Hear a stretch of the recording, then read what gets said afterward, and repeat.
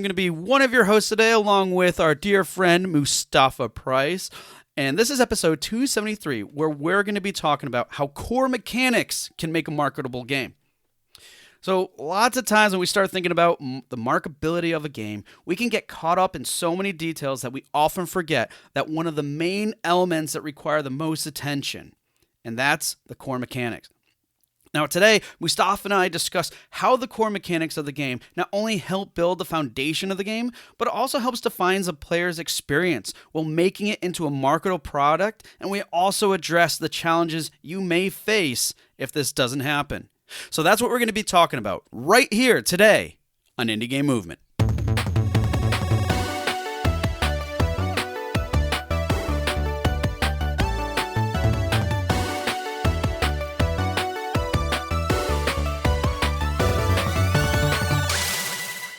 Hey everybody, and we're back. And today, as I mentioned, we got Mustapha with me today. Mustapha, what's going on, bud? Nothing much. It's good to be back. I feel like it's been so long. I know it has been. Whoa, sorry, I got overmodulated with my excitement there. So yeah, man, what's been going on? But it's not like we have, you and I haven't seen each other because we were both at PAX recently. We did that panel. Wow, I am drawing a blank, and I put the panel together. Go figure. Right, yeah. So most recently we had our reclassing year conversation V2 of our networking panel from 2020. This time with a new group of panelists and everything. It was an absolute blast. So much fun. Yeah, it definitely was. That's really what I'm kind of up to lately is coming down from all the PAX hype. My team, we recently announced our game finally, Flock Together. It's a card game, deck builder, bird themed. So we've been kind of moving into the latter stages of that project, and it has been rigorous. I bet. I know you've been working on that for a while now, and really making some good strides. And this is probably the first year in a while. I mean, considering the pandemic and everything else, that you guys have really been able to kind of go like full throttle with this, really ramp up and stuff. So cool. That's really exciting. And obviously PAX being back in person and stuff is a great opportunity for you guys to sweet. Well, yeah, I mean, cool. On my end, just a lot of fun things going on, different projects going along. I don't know. There's just summer is finally feeling like it's hitting the Northeast here. For a while, it was just lots of cold spells, or felt that way. And it wasn't typical for this time of the year for us, too. So I don't know. Things are heating up. So it was 60 degrees, and then one day it was 90. Basically. So, hey, that's really not a lot of in between out here. For those who are not familiar, that is New England. That's what we always, when we complain about the weather, that's our excuse to it, is just that is New England. But at any rate, yeah, lots of fun and exciting things. I'm trying to think of other stuff. On a more on the like personal home side, I'm trying to teach my daughter how to ride a bike without training wheels. That's fun because I figured, hey, let's just rip off that Band-Aid and get it done. But that also involves me crouched over, jogging while holding her seat as she's pedaling like fast. So it's, you can imagine that can be a process. Right, good workout though, I guess. Yeah, it sounds like it. But it's usually at the end of the day when, she's home from school, and then it's like after dinner and you want to chill out, and she's like, let's go for a bike ride. I'm like, yeah, that's it. So not too much on that front, but playing anything new? What?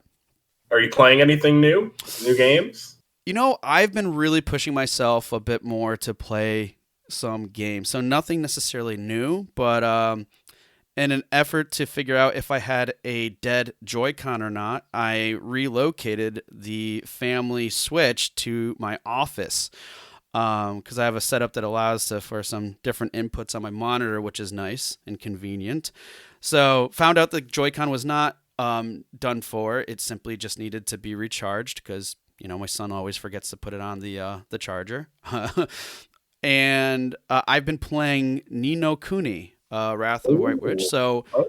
I played it a bit before, but I'm starting from scratch, and that's just a great experience in itself. Like, there's nothing better than playing a game feeling like you're actually playing the movies if you're a fan of Studio Ghibli or anything like that. Mhm. So that was awesome. So I've been doing that.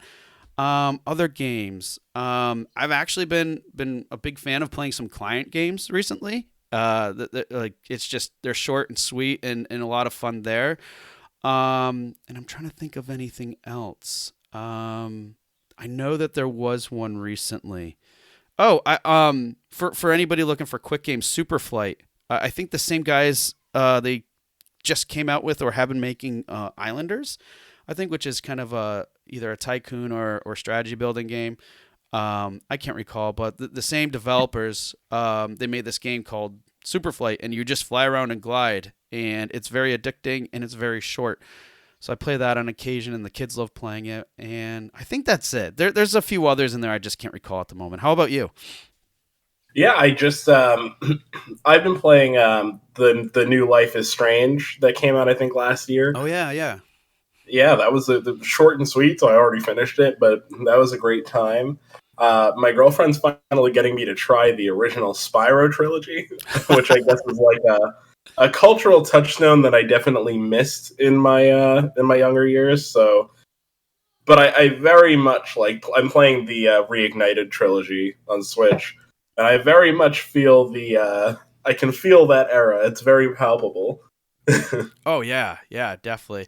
Man, I don't think I mean this is definitely my time, but I never really got into any of the Spyros at all. I think much later, so like a family member that had like cousins or something, they had like a bunch of games. They're like, oh, they don't play these anymore, so here. And then I'm like, oh, I'll play Spyro for a little bit, and that didn't last very long. I think we still have it. But anyways, but yeah, but that trilogy looks pretty sick, and it's always tempting because even just for those three games, a lot. What is it, like $30 typically? And I don't know, but that's pretty cool.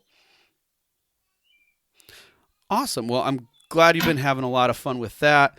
And yeah, so that's what's going on with us. But what we're here today, as I mentioned before, is to have a really interesting discussion that's actually been really top of mind for Mustafa and I as of late.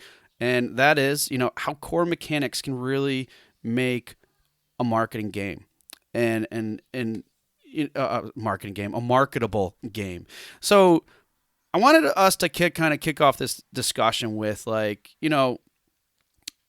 what really makes a great game. And let me preface this a little bit, Mustafa, because, like, the business I'm in, dealing, as a marketing consultant and looking at all these things, I constantly come across like sites and everything else where people, whether they're other marketers or anything along the lines, where people are just saying, well, the first thing you need is a great game. So I wanted us to kind of explore what really makes a great game, because if you think about it, it's very subjective, and everything else. And maybe not just like what makes the great game, but what are the problems that we kind of face when we are actually trying to define what that is.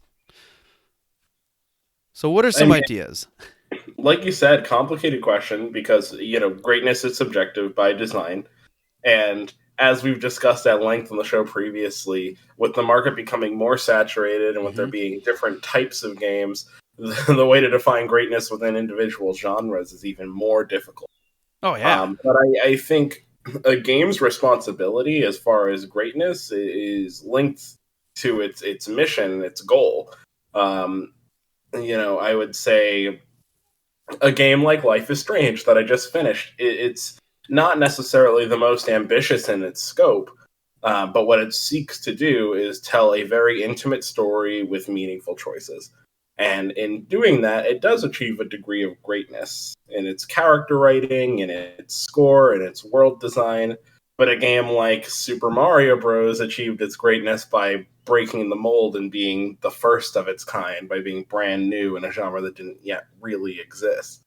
Um, so I'm sorry if I made our answer a little bit even more ambiguous there, but I think it's really about like what is the objective that your game is seeking to do? What experience is it aiming to create, and how effective is it at conveying that experience? Yeah, and I think that sums up that opening question quite well because again, like we said, all of this is very subjective and everything, and I think it can somewhat convolute things a little bit, especially for us, and I'm saying us collectively as listeners, developers and such. It can definitely come because then again we can get lost in the details, so to speak. For example, it's like you mentioned several aspects of the games that you just listed, where it's like, oh, it consists of great art style and great like mechanics and all these other factors, and it's like they all have to come together type situation. And again, it's like so am I hitting all the right marks in all these different areas and everything? And again, I mean, this could be a conversation that goes on forever, which we're not here to do today. But at the point that you're making here, and the kind of the focus of the discussion too is what is that? What are those objectives you're trying to hit? And even that can be somewhat challenging and somewhat subjective as well.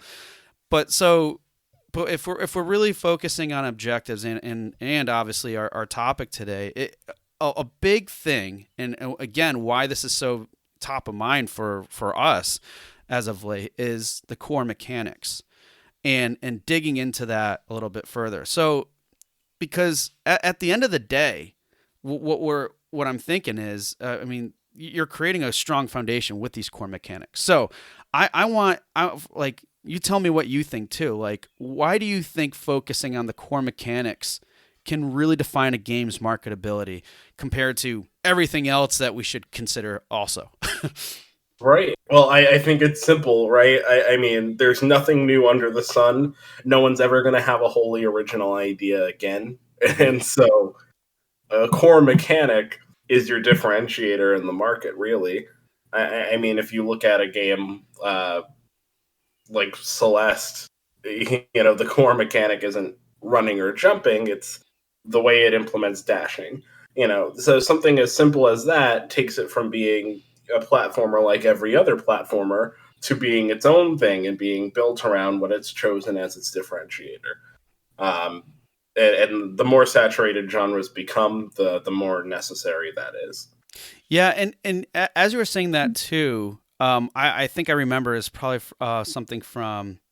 Well, I'm drawing a blank on these guys. It will come to me later, but like other people have stated too, where it's you're right. The original ideas are like there's never going to be a complete original and unique concept, and let's say even if there is, there's something about people, about the market in general, where something so new and different is going to be foreign and to the point where they might not give it their time.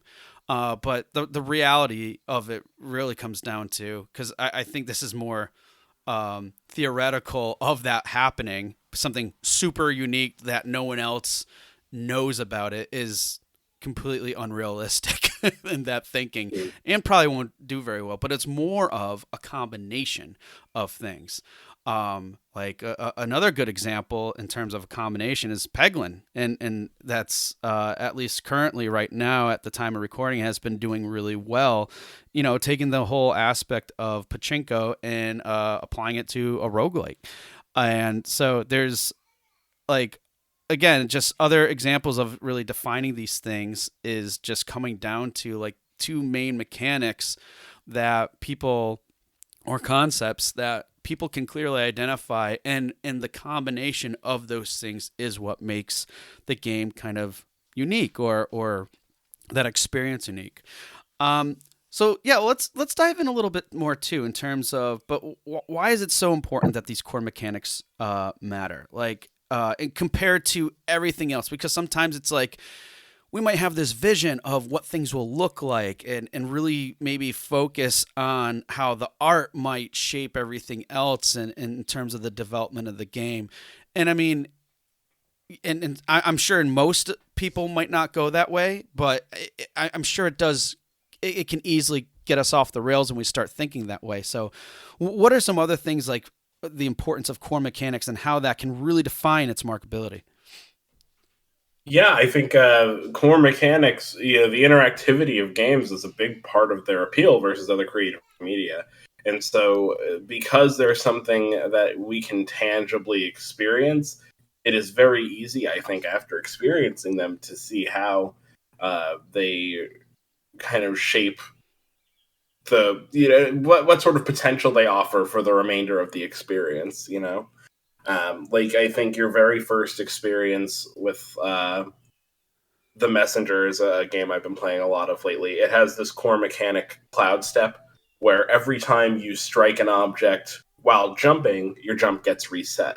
It's very Mm. simple by design, but I think after 3 or 4 screens of the game, you kind of get a grasp on, like, okay, this is going to open up a whole array of options for me further down the line, and I can already see how this dramatically changes my experience from kind of my baseline knowledge of an action platformer. Yeah, I mean, really, really good point in terms of how that experience shapes and then further defines, like you said, the other things that are going on with the messenger. I haven't played it myself, but I mean that example alone, it's like you have simple concept and you're like, okay, now how can this be done? Now how can this dictate level design? Now how can this, and then everything it's starts falling into place.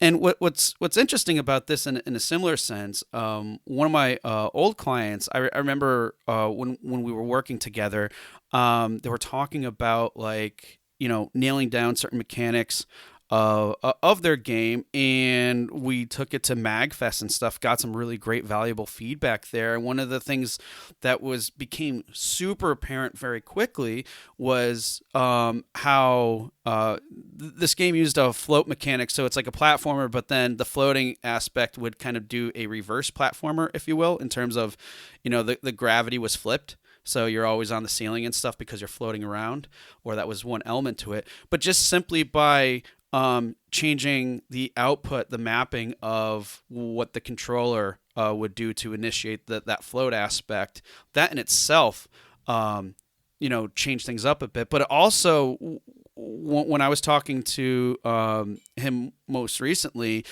because he's working on a new project now, he was saying how like some of his processes and obviously a mechanic was still a main aspect of it, but he retrospectively he realized that he probably didn't put as much as focus as he probably could have to really define these things, because looking back, like the example I mentioned with us going to Magfest, he's like, if if I put maybe more focus and attention on those elements first, I could have maybe saved that time and energy, or save that experience for other areas that needed that type of attention.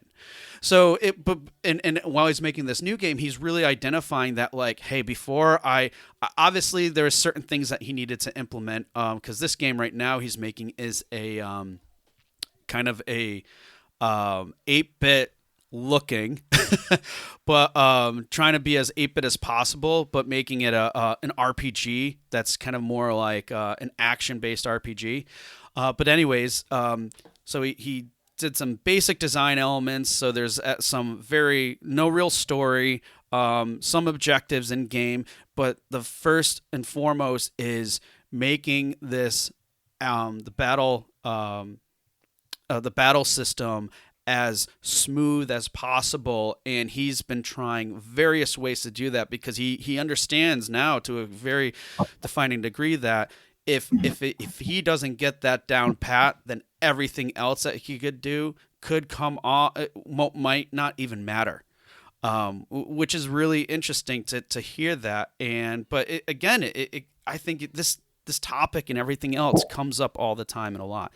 So a little bit long-winded example there, but I mean, again, like he has realized through his experience of a previous game, which I still think the core mechanics of that game are pretty darn good, but again, from his perspective, and I agree with him that it's like more attention and focus on that is really going to define how the rest of that experience is going to be shaped out to be. Sorry, I paused Oh, for that's all some right. water. Oh, um, I guess another thing too, and I mean, whatever you care to comment for, but like another point that I wanted to make there is just simply, um, in terms of core mechanics being important. This is something that publishers actively look for too. And to the points that you were making before, because if it's not fluid and everything else, I think it can have a really, like I said, a hard time shaping out everything else in the game, or even if these things are already shaped out. Again, it can really dictate other decisions and things along those lines. it's such a quickly perceivable thing, you know. If a game has a tight and clever core mechanic, it's something that I feel like the average person can pick up in like 30 seconds. Right. You know, You know, it's and I was oh just gonna, sorry. I was just gonna say real quickly, some great examples of this too are basic ones that I've actually discovered recently, is like Trek to Yomi. And for those of you who aren't familiar, this basically looks like a Kurosawa movie that you get to play. This thing is amazing. I've known about it here and there, and then it showed up in my discovery queue, and I went to check it out, and I'm like, oh wow, I can't believe forgot about this, and I started checking things out, and I was shocked to see that the reviews were mixed. And from what I was reading, I didn't pick out any of the. I mean, as we do, as I think normal, like people in general, you go to Amazon, you look at all the negative views of the product first, because if it's good, fine, who cares? But if it's bad, what are the reasons, and can you justify the purchase based off of all the bad stuff? Because if it says bad shipping, why not? But with Trek to Yomi, um what was interesting about that is, of the people who downvoted it, they were saying, I loved everything about this game. The music, the design, the narrative, the story, everything was spot on.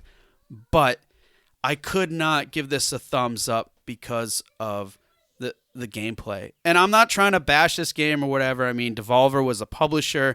It still looks awesome. It's got a lot of other great reviews, but overall they were mixed. And that was like, I saw two reviews like that, just two.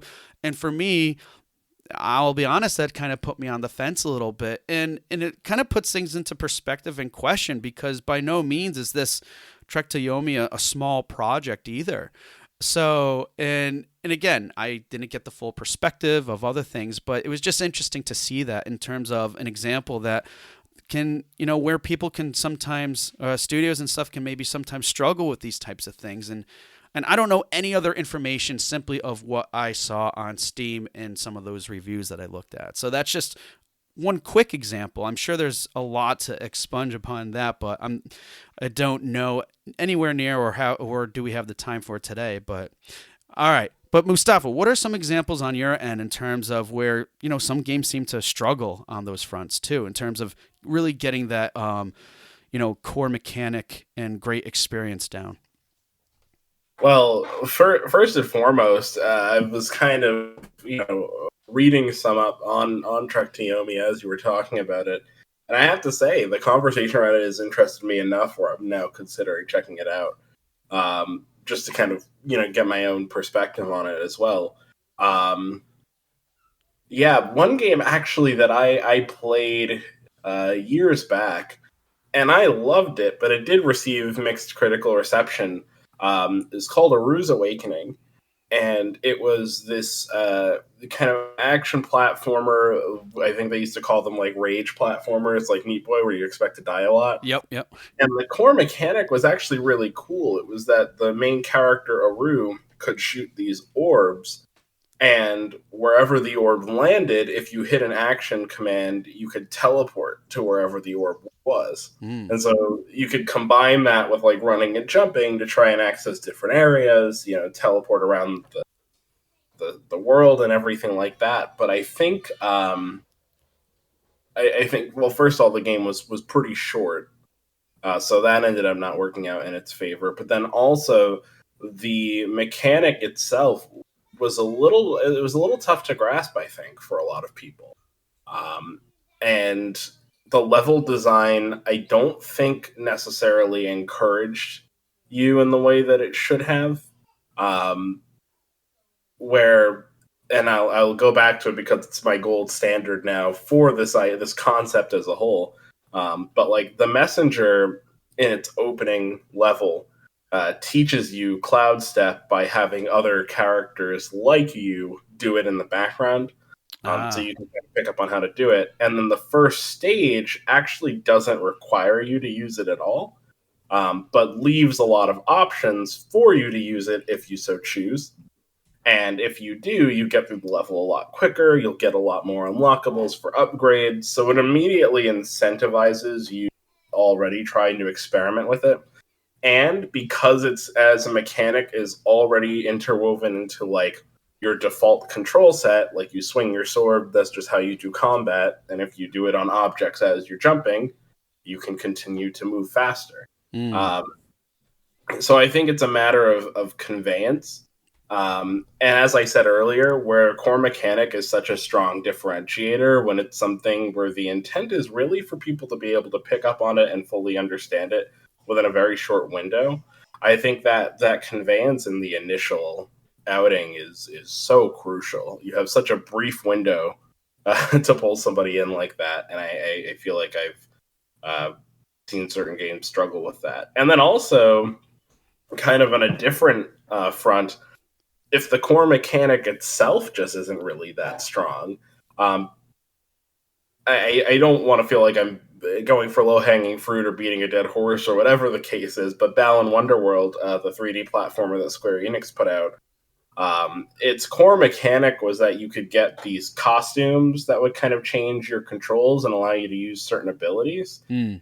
But because as a platformer, it wasn't particularly refined. Its level design wasn't really all that intuitive. Um, Even that differentiator wasn't strong enough, and especially when it is sandwiched between Super Mario Odyssey, which had just come out a couple of years before, which kind of had something very similar going on, and then the new Kirby game after that. Same genre, same idea, but delivered to, I would say, near perfection. So sometimes it's worth considering whether your core mechanic is even that much of a differentiator, even beyond whether or not you've executed or conveyed it correctly, is whether or not it as itself can kind of stand on its own. Yeah, and you know what? It's another interesting point that you're making. That again, this could be an entirely different conversation. Where, in terms of this happening at such prominent companies and IPs with IPs, that it begs to question too what was the objective and the focus in terms of the development process of the game. And sometimes I think when you're in a certain position and have clout, like bigger studios and AAA essentially, what's the real focus? Is it like, hey, let's leverage the IP a little bit more and we have something that works, or really like defining what that experience is? And you know what, I have to say and give credit to a lot of the indies out there, that because I again, I think mindsets are much different. When you're smaller, you're more pliable, you're more flexible to make certain decisions and be a little bit more creative in a way. Not to say that AAA studios aren't creative, but you can think a little bit faster on your feet, whereas it's not in this big, huge system that takes a lot of might be a lot of red tape to pass and all these Right. other factors, in order to make these things happen. But you know what? It's like, hey, we know it costs X amount of dollars to execute this, and we got a strong IP that we can maybe just push this thing through without doing as for a set cost that we know we can get X number of results. But anyways, that comes into a different territory, like I said, but it still begs to question those things too. It's like, what was that objective? And how much of it was a core mechanic, an aspect of it, too. So I always find that interesting. Yeah, no, I would agree completely. And I think that's like in my review of The Messenger that I did last year, that was like one of the first things I said, is that like one of the coolest things about indie games is that not only do you have that level of flexibility, but you're typically less beholden to typical genre conventions just because they're smaller scale projects typically. And so there's not necessarily as much of an investment from a time front, you know?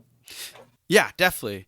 And you know what? I want to just take a moment and call us out on, like, in terms of, why we're even having this talk today, because let's face it, we know a lot of people listening today probably already know this, right?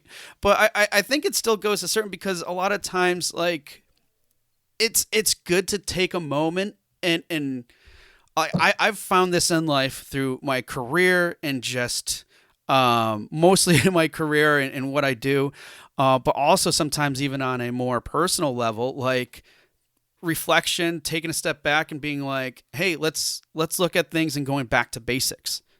Because again, with everything we do with game development, but even much more than that, sometimes we can get so caught in the details and everything else that we forget to really look at, like, what are the basics, what are the core things that really help shape us or our products or our careers or whatever it may be.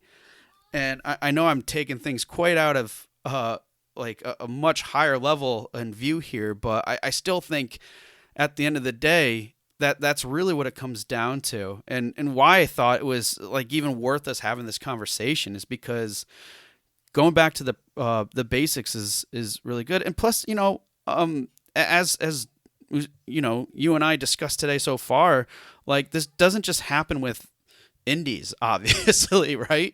Mhm. It's with everybody, and it all depends on the objectives. Like some of the examples that we provided that struggled. Like, what is it ever anybody's main intention, even if they're looking at to flex their clout and use their the clout that they have with their IPs or brand. It's never their intention to provide a bad experience, period. So Mhm. that's why I think it's still worth talking, and because a lot of this, especially for indies too, and smaller studios, all of this is an iterative process. So I just wanted to call us out on that too, because again, and this is probably a discussion like the industry is going to be having for years to come anyways, right? Mhm.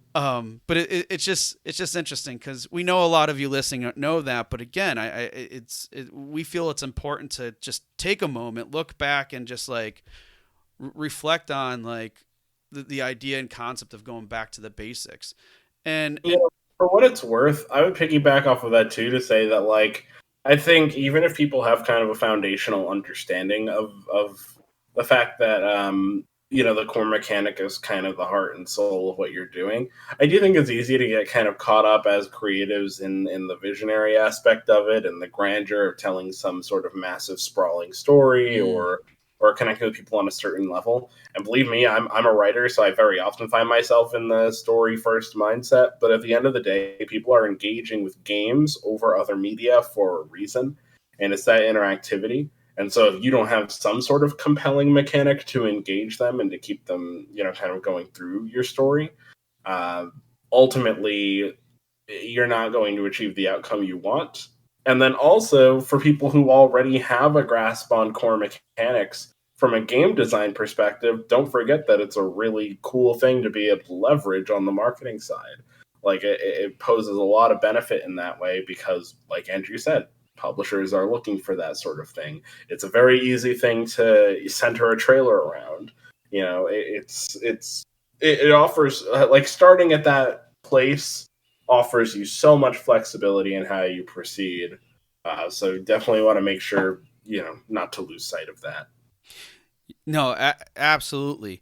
Another thing I think is important for us to bring up before we close here too is, like, we talk about all these things and stuff, and I'm sure there's people listening today that are also being like, well, I already invested a lot into this project, and I may not feel that I'm necessarily hitting the mark with these core mechanics, and might be in a position where they feel that there's not too much that they can do to change or revert or anything. So let's talk about that a little bit. If people are in that type of situation, what are some things to maybe, like, think about if because a lot of what we're talking about with defining these core mechanics are a lot of times things that start from the get-go, right? The beginning of the process, not necessarily near the end. So what are some things to consider for people that are in that position, that they've been in development for a while and might have these underlining concerns about where the game's heading because of things such as like the mechanics or whatever? Yeah, I often find if you have a problem that's truly unworkable in your eyes, it's best to take some time away from it and work on something else. You know, it doesn't necessarily mean that your game's a bust and that you can't ever go back and finish it. But I think even having your mind elsewhere, you'll probably be kind of working some of those problems in the background to greater effect. So I would say that that point, might be time to pivot. Yeah, either or pivot or just simply take a break. Because I mean, okay, that's a strategy I find that I use regularly. And it's sometimes hard to do because when you do that to take a break, you're like, but now I'm not making progress, right? Now I'm not moving forward because I'm stopping. But again, like you said, like a good way to counter that is just okay, work on something else. There's got to be something else, whether it's related to the project and a different element of the project, or a completely different project altogether. I'm not necessarily saying that's what you should do either, but whatever that break is, finding ways to make it productive, and maybe it might not even, but like productivity can still come out of taking time for yourself too. Like it really comes down to mindset when these things and these issues pop up. Don't look at, basically what I'm saying is, don't look at taking a break as you're not fulfilling what you ultimately need to do or whatever. I feel that we have this self criticism all the time that if we're breaking, it's a negative thing, and then that's when we have all these other issues and everything else that stem out of it. So I really like your advice there too. So basically, what I would say is, don't necessarily fret, take that break as Mustafa mentioned, and then pivot whatever you need to do. But ultimately, too, I would say complete the project. But with some like areas to consider. But definitely completing the project is probably worth it in the long run, depending on where you are, right? But yeah, that break, a lot of things. But let's say you take that break and you come back to it, and you're still finding yourself hitting those issues. So what are other things that might be worth considering too? Yeah, sometimes if you're working hard and you're investing a ton and you're putting a lot of time and it's just not coming together, um, I'd recommend outside opinions. That can be very helpful. You know, test with people. Explore communicating within your personal circle if that's what's going to work for you. But sometimes, certain projects just don't work out, and at that point, the best thing to do is kind of move on. Yeah, As hard as that might be. it's really true. I mean, like you mentioned, playtesters and even in your local circle. But like I would also add to that is, if you are reaching out to friends and stuff, make sure they're friends that will are honestly like just straightforward, or just tell them up like, look, I want your honest opinion. You're not doing me any favors if you're going to be nice here. Like, if that's all you have to work with, at least set those expectations too, because there's nothing worse than everybody saying like, no, it's actually really awesome. It's like, well, why? Like, and if you have people, and let's just face it, if there's people who aren't very able to really effectively communicate those things too, then like keep that in mind too, because um, it's good or it's okay isn't very helpful criticism, or in terms of not being able to define what's not good or whatever. Do those interactions, can they help? Yes, but very generally speaking. Mhm. So make sure they don't, but at the very least, make sure they're not sugarcoating. And maybe even it can be hard, but provide some kind of guidance on effective criticism, because that can become a problem in just about any workforce whatsoever. in terms of leading towards productivity and everything else. And some other notes too, like even it might just take hiring some QA professionals or outsourcing and getting like, paying for that extra effort, because having answers to problems, whether they're solvable or not, is at least giving you clarity. Because there's nothing worse than being like, well, I don't necessarily know about this, and not having that level of clarity. It's just it makes any decision that you make moving forward that much harder. Like, just trust me on that, because at least the extra level of clarity can really help define things and make you feel confident in that decision, even if it's not a decision that you really ultimately emotionally want to take. Another thing I'll add to what Mustapha said too is, let's say you do commit, you identified some issues, but perhaps maybe when you're completing the project, don't go crazy with investing lots more into the project. Cut your losses where you can, to complete the project. And again, it might ultimately come up to where you just cut your losses all completely on the project as a whole. That's obviously a very, very hard pill to swallow. There's a lot of other things to consider with that, but sometimes it's the case. I know I spoke with someone not too long ago where they're thinking about, someone was speaking to them about possibly rebranding their game and everything and by rebranding and maybe making some other improvements, like that could be something down there. But ultimately, what I discovered when I did some more research in their product and stuff, it looked like it needed some extra work in other areas, but the core mechanics weren't as solid as they needed to be. So ultimately, I advised them. I'm like, look, you did everything that you could do at this point. I don't, and they had other projects in the pipeline. I'm like, look, I think for you, it's probably going to be your best interest to kind of move on from this. At that time, the game was already published, I believe, or soon to be published. But I told them, like, look, you need to basically just move on, cut your losses. I wouldn't invest in rebranding or whatever, because if that's all that you're trying to do without making significant changes elsewhere, it's really not going to turn out to what you probably would hope for.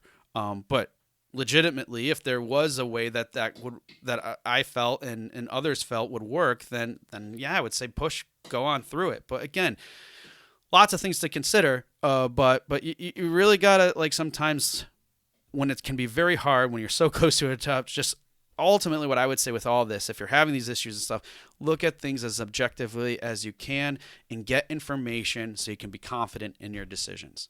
That's how I'll sum all that up. So yeah, those problems can come up, they'll happen and stuff, but again, just be objective and straightforward with it. And there's sometimes hard pills to swallow. So yeah. So I mean, Mustapha, what do you think? Core mechanics, focusing on those is the way to go, right? Say, yeah, that's probably a takeaway. Definitely takeaway, right? I mean, come on. Wow. Come on, Andrew. Anyways, no, I mean, some cool stuff here, but yeah, what are some other takeaways that I think people can get from our discussion today about focusing on mechanics to make a marketable game? Yeah, conveyance, I would say, is a big one. How quickly can you explain your core mechanic? How quickly can you visually present the core mechanic? That's important for being able to leverage it in marketing, conversations with publishers, and even simple conversations with testers, QA people, everything like that. So trying to have something in place that can be conveyed as effectively as possible with as few resources as possible, I would say, is the most important thing. Yeah, absolutely. And kind of to piggyback off the last point there, as few resources as possible. And yes, I know early on that might be really hard to convey the overall vision, but focusing on those things, because everything else will makes it so much easier to kind of fall in place. And not only that, like if you look at some games too in the past, I think what was it? I think it was pretty well received. The game 140 is another example where, and then I don't know how you say this game, but it's VVVVV. Like, I don't know. But I mean, those are some other great examples in terms of like visual components or even narratives and storylines. They were pretty much non-existent with those titles. Not to say that there wasn't any work in terms of designing the visual aspects, but they were so simple in nature, and it really came down to like the mechanics that made those games so engaging and so fun. So just to again define those things, and then don't let the don't let the vision dictate the core mechanics of things, if that makes any sense. Let the core mechanics dictate the vision, I guess, a little bit in terms of and how that fleshes out. I'm trying to think of anything else. And last but not least, as we just mentioned before, like, don't fret if you're in this position where you're thinking you're not necessarily hitting the mark. Don't fret. Again, I'll just reiterate it. Look at things objectively. Get data and information so you can make decisions that you're confident with, even if they're hard ones. So I think that's all we got covered for today. How are you feeling about this discussion? I'm happy. I hope the rest of you are. Mustafa, I'm loving it. I am completely plugged in on the marketing stuff when we talk about it too, because it's very important to me and my team. But the design stuff is where I live. So anytime we start talking mechanics and the psychology behind them and all of that, I am like in my element. Yeah, absolutely. And you know what? And now we're wrapping up and thinking about this a little bit more. I mean, I'm sure this is another topic I'd love to have like a guest, or even we can do like a panel style in the future for something a little bit more deep dive onto this stuff. Because again, I mean, as I think I called up before, at least from my perspective, I'm a marketer here. I'm not a developer, and I don't dive into the types of mechanics and stuff and everything else. But I do know that, again, as we talked about, they are a major factor in terms of making those games marketable. So we'll see. But I'm sure at some point we'll have another similar conversation to this extent, because I think it's a good one. So, well, Mustapha, it's great having you on with us today. Glad to hear your voice again. I'm sure many others are. And I'm glad to be back. Yeah, of course, man. Hey, everyone. Thank you for listening to another episode of Indie Game Movement. I'm Andrew Pappas, your host, and the show's producer is Mustapha Price. If you enjoy and value the show's content, you can support us even more by going to Patreon and visiting www.patreon.com/IGM podcast and select the tier that best suits your needs. Show notes for this episode can be found by visiting rengenmarketing.com, the number episode of the show. Rengen Marketing is a consulting marketing company that helps indie devs with their marketing efforts. Whether you need guidance with your game's marketing strategy or could use a free marketing plan template, then please visit www.rengenmarketing.com and take action. A special thanks to Dakota Saab for Season 2's opening theme and Melissa Gellis for the new logo design. And as always, thanks for being such great listeners, and we'll see you next time on Indie Game Movement.